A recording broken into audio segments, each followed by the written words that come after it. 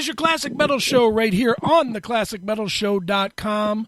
That, of course, was Testament from the Brotherhood of the Snake release. That is Cannabusiness. And a guy that knows all about the cannabis business as well as all about Testament. It is the one, the only, the legend himself, vocalist Chuck Billy. Chuck, how are you, man? I'm doing well. Man, what an introduction. Well, dude, I here on the show, Testament is one of the biggest bands that we play. I mean, we always talk Big 4 plus one, and you guys are always the plus one, man. It's always great to talk to you, and big fans here of Testament, man. Well, awesome. That's awesome to hear, man. Right on. But today, I don't think we're going to talk too much Testament. I think we're going to talk marijuana, man. Obviously, yeah, the important stuff, the good stuff. You are obviously very involved in the marijuana business, so let's talk about it a little bit. You know, talk about your involvement with not only the cannabis industry, but you know, you getting yourself involved with the with these new products that are going online. Yeah, well, I mean, I got involved in 2014. Okay. When Lord Vapor approached me about doing a signature series vaporizer through Lord Vapor pens. Mm-hmm. And of course I was down for it, and we came out with a pen, and you know, that was still some early stages of a lot of vaporizers where, you know, now the newer stuff we came out with the new line is much more advanced, especially the battery life and a few other things that we improved. So, you know, after the Lord Vapor pens, the first edition was done, Lord Vapor actually sold the company. Okay. So there was kind of like a down period, and then the new owner approached me, still interested in keeping the Chief Signature Series line. Sure. So, you know, of course, I'm like, yeah. So, you know, he did all his homework. He traveled, you know, to China, and we had say in the way we wanted the product to look, and made some changes, and just they came such a long way, especially the battery life. So, you know, we improved the first line with the new one called the War Drum, okay, which is a vaporizer for weed, and it also, you can vaporize wax in it as well. Okay. So it's pretty neat. And, you know, the second product, they wanted to do some more, so we decided to do an oil cartridge vaporizer. Okay. So you can vape either THC oils or CBD oils. And what's really cool about it, again, is the battery life. It lasts, you know, at least 10 days. Okay. Charge without having to recharge in constant use. And you can use anything from a quarter gram to a gram vials in it. And the beauty of it, it looks like a Zippo lighter. Right. So you actually you flip it open and you expose the cartridge, and it's all magnetic. Pull them in and out, pop them in. And the beauty of it, it's cool because you just throw it in your pocket, you know, and it's protected. You know, Sure. Most of them I've seen don't have the covers on them. So I thought that was unique, and it was cool. And right now, that's my favorite on the road. I'm on the road, and I've been using that one a lot because it's so convenient, just being in the pocket, 5 clicks, it's on, and you're going. Sure. So, yeah, and that one we call the Dream Catcher. Okay. So that one's my favorite right now. And then, of course, the last one, he decided to come up with a pipe called the Tomahawk, right, which is basically like a cone-shaped pipe, and it comes with 5 little metal cartridges that you preload with weed after you grind it. Okay. And it has a built-in lighter on the end of the cone, so it's very inconspicuous. It lights really well in the wind, and you just recharge it with butane when it runs out. So, you know, I've used that out here too, and it works great in the wind. Sure. So, you know, he had some great products, and I definitely believed in all 3 and used all 3. And he also wanted to take it a step further with the Chief of Thrash merchandise line. Okay. Which is some T-shirts and, you know, just some other stuff with the cool artwork, with a skull with the Chief headdress on. Sure. You know, you can get it on anything from a mouse pad to a shirt to a cup to whatever. Right. There's a lot of options, a lot of things we offer. So, you know, Lord Vapor just took it a whole step further than what we did originally. And it's so new, it just kicked off like right when we started the Slayer tour. Right. So everything's kind of like just out of the gate now, and talking to people, and after I've been using it and people have been using it on the tour, it's definitely not a novelty item. It's really quality product too. So sure. Awesome. That's first and foremost. Right, no doubt, man. Well, Chuck, even a few years ago, I mean, literally a few years ago, 5 years ago, pot was still this big taboo thing. It seems like everything has eased off lately, where if you get stopped with it, as long as you're not carrying, a pound of weed, they at most take your joint, maybe give you a $10 ticket or something like that. So it depends where you live and what state you live in, I guess. Right. Mm-hmm. Well, why do you think at this point, where it is actually legal in some states and where most states are not really, really harshly penalizing for it, why is it not just legal across the board at this point? Well, it's a heavy political question. I mean, we all want that answer. Right. It take well, I see it growing. I mean, I see state to states coming around, Alaska now, Canada. Mm-hmm. People are coming around to it. And, I guess at the bottom line at the end of the day, I guess the dollar will speak for itself, mm-hmm. Raising income for the state and taxes, and, it's a good thing. Sure. I think it's going to grow. Mm. Of course, there's always, you got to always think there's the families that use it for medicinal, like have children that have seizures and sure. and need CBD oils and weeds, but it's not legal in their state and they can't get it. They don't have a medical card for it. Right. So, these families can't bring it across state lines without breaking the law. So, you got families uprooting for their children to go to states now sure. where it is legal and they get that stuff and helping their children. So it's just crazy to think that our government, knows that and can see that, but still wouldn't support, that I could see there's people that are going to be smoking weed and dealing weed, but there's other uses for it medicinal wise as well. That's beneficial for a lot. Sure. So, sure. Just like for me, I had last year, a year and a half ago, my brother's wife passed away from cancer, mm-hmm. and she grew up her whole life, weed was bad and illegal and taboo, and until her doctor recommended it for her, when my brother asked her to bring over a vaporizer and some weed, and I showed her how to use it, and it helped her because she didn't have an appetite. It really helped her eat, And again, for that person out there who needs it for medicinal use to vaporize, because if you never smoked weed in your life and you just smoke a joint, you're probably going to, cough your lungs up. Right. And probably not even enjoy the experience. You know what I'm saying? Sure. So vaporizing for that, and it's even more beneficial because you're vaporizing the THC, at a lower temperature from anywhere from 320 to 420. Sure. Rather than igniting the joint, 2,000 degrees, So it's much better, and for those reasons, for me that was killer. Just to hear that and for people to use it and have it for that reason. Sure. And of course, there's the stoner like me that who like to use it like taking it to the movies. I'll load 2 of them up. Right. And take them to the movies and be vaping in the back row, at the football game or baseball game or even sometimes on a plane. So, sure. I still like rolling a joint, but I still like using the vape to be a little more inconspicuous. Right. Now with the vaporizers, and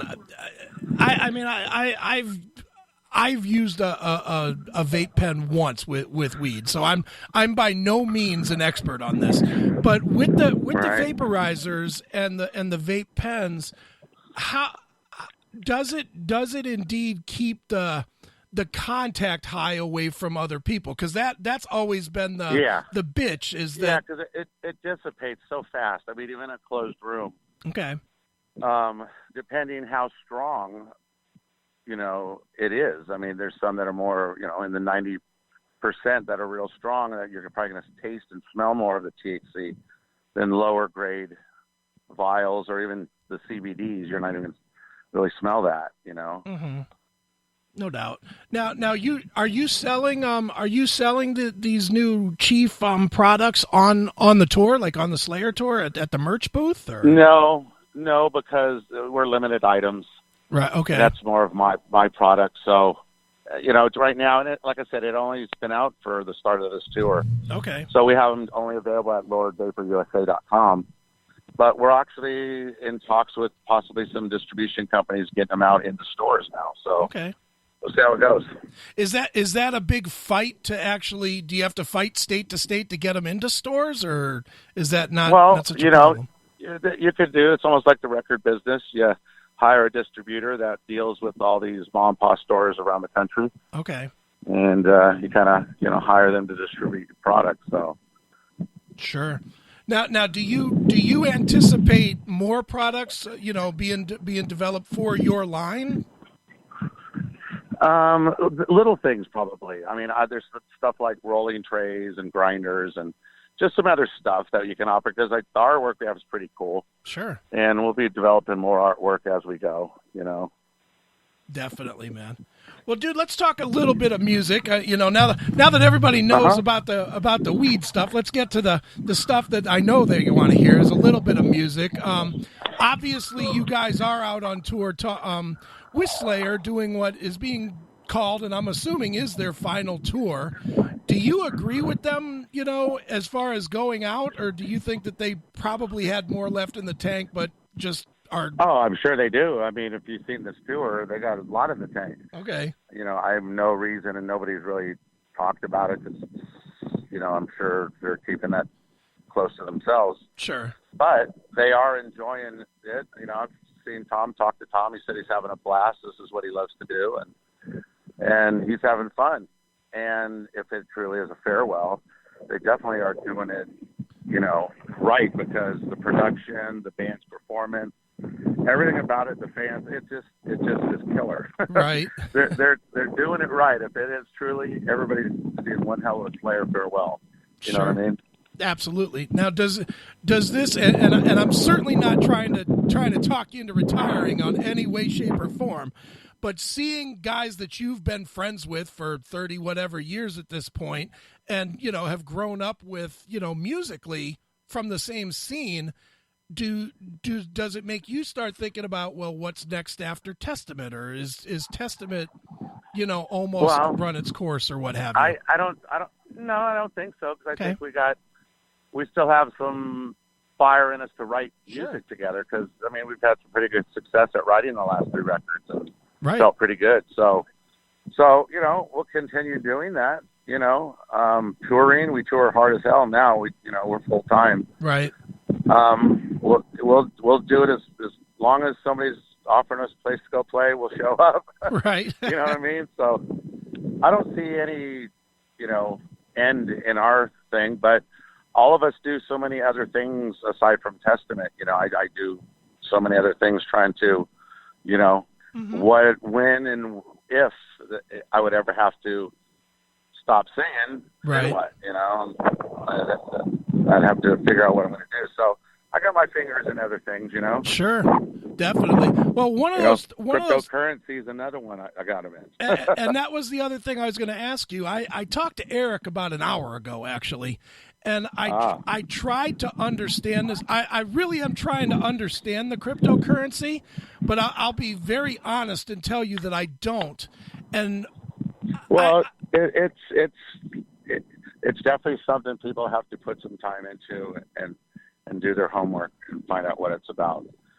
But the biggest thing is Bitcoin. That's the thing that's been around for 10 years. That's number one coin out there, and everything revolves around Bitcoin and Ethereum. Mm-hmm. But there's all kinds of alternate coins, but you first have to buy them through with a Bitcoin money or Ethereum money. So, and it's just if you look at the market and look at all these coins, you can see their histories and what they've done. Mm-hmm. And like the one we're working with, it's only 2 months old. So we're right after its infancy, and right now they call these airdrops, where every week they got people that are buying and participating in promotions to get free coins and to spread the word and just have the coin grow. Okay. So, basically that's like any coin that's out there. This is a new one that's just on there. But the beauty of this one also is that it's anonymous. Your name is not tied into it. So if once privacy gets big enough and people are accepting it for different things on the internet, then, it'll be different. So is the thing to it right now almost like an investment type of a thing where you're Well, it is. It is an investment in the long run. I mean, right now the coin is anywhere from a nickel to 8 cents. Right. And so it's only 2 months old, and like anything that they start, and the reason we're involved with this one is because the developers of this one developed a coin that did very well last year that, went up, peaked out at $20 a coin. Oh, wow. So, and they're the same people that are developing. That's why we're really interested in working with these guys. Sure. Because they have proven success. Okay. And we kind of got in early, so. Right. So for people that are listening and want to participate, and again, I'm just trying to make sense of it because it's believe me, I'm good at wasting money, not actually investing anything, but what you're trying to do is give people almost more of an investment opportunity than, say, a PayPal account where they're just putting money in that they can spend later. Correct or not? Right. Is that right? Correct. Pretty correct. Yeah. I mean, you put it in there, and it could either grow, which stays the same, or it drops. It's like anything. Nobody knows the future of anything, but it is an investment. You can look at it that way because it could grow. Sure, no doubt. But it could also go down. Right. But what we're doing is just introducing people to the whole cryptocurrency thing. That's why the contest, it's merely $10, basically. Right. And the people to learn how to get a wallet and buy this coin. And then, it's a big learning thing. It's been for me. I have friends that have been doing it for 4 or 5 years and, taught me a lot. Sure.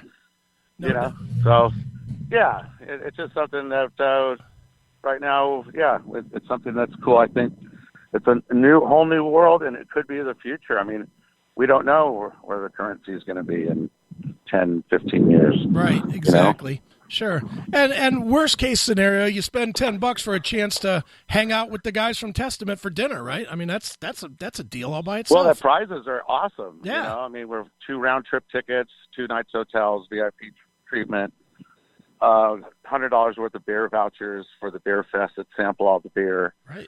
Go out to dinner with me and Eric, hang out. That one's pretty cool. First place, and second one we got the Formation of Damnation backdrop that we toured with. Oh, they signed by everybody. Nice.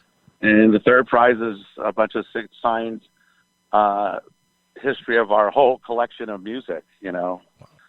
So it's a pretty cool package for $10. Yeah, and learn something. Absolutely, and take a chance at making your millions.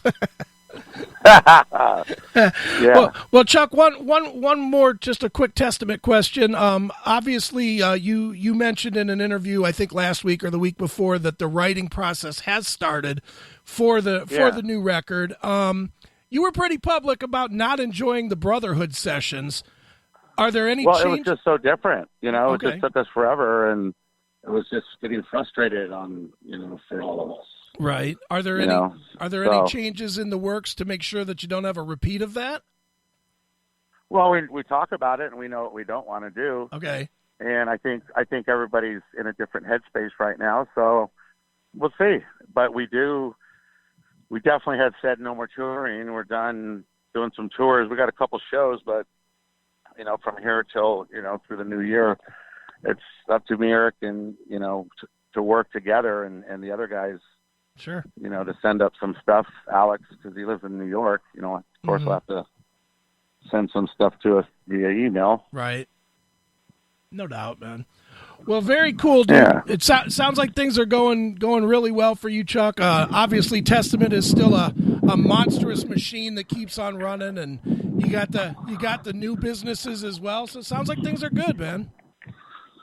Yeah, I mean, just try living life, man. That's all you can do. Do your best, man. I'm with you, man. Well, dude, as a tradition on the show, we always let the artist pick a closing track. You can pick anything from anywhere in your catalog. Maybe tell us a quick story about it to wrap it up. Ooh, let's see. How about something off the new record, like The Number Game? All right. That was a song, was one of our difficult ones to write on the Brotherhood record. And it had so many nooks and crannies and parts. And me and Steve Souza wrote that lyrics together. Okay, excellent. And when we came up with what it was going to be, I came up with that we were going to make it, about, people counting down the murder. And so it just kind of all just fell into place. It was so funny that how it counted down was perfect to the lyric we wrote. Right. Before we even put the lyrics to the music. So it was kind of like, it was one of them songs that just like came together. It means that we're like, man, that one's cool. So yeah, that one was a cool one. Well, then let's play that one right now. It is Testament from the Brotherhood of the Snake. It is The Number Game right here on your Classic Metal Show.